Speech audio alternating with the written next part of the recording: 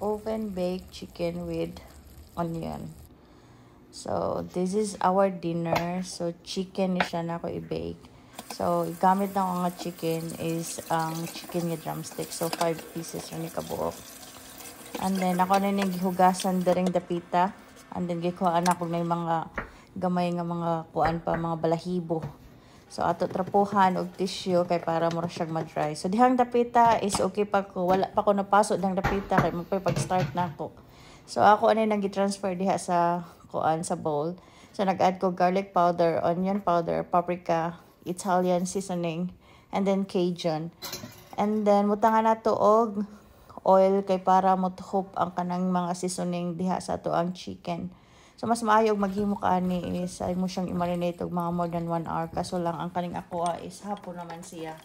Nagdali ko. Kay napakoy luto o magluto pa kog baon para sa kumbana. Morning wala na ni siya marinate og dugay.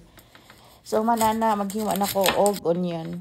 So, okay pa jud ko diring kapita day. Kay wala pa ko napaso. So, dili jud ni mahuman og video kay kuan kaning napaso ko aning dapita. Napaso ko aning kalakiha, takob ani ba, nakalimot ko pagkuan. Nakalimot ko nga sa oven din giatay.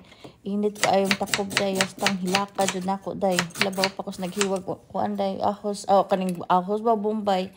So ato na ning i-plaster ang atong chicken. So gibanigan nako diha og onion. And then ang akong chicken ako nang gibutang diha, so 5 ra nakabuok. So pabubuan na po nako diha og onion day. And then bay leaves. And then human ana is ang kaning gimarinitan gikuan na nako, butang na nako siya tubig gamay. And then gi-add ko diha og butter. And then takba nato. So nato diri sa oven.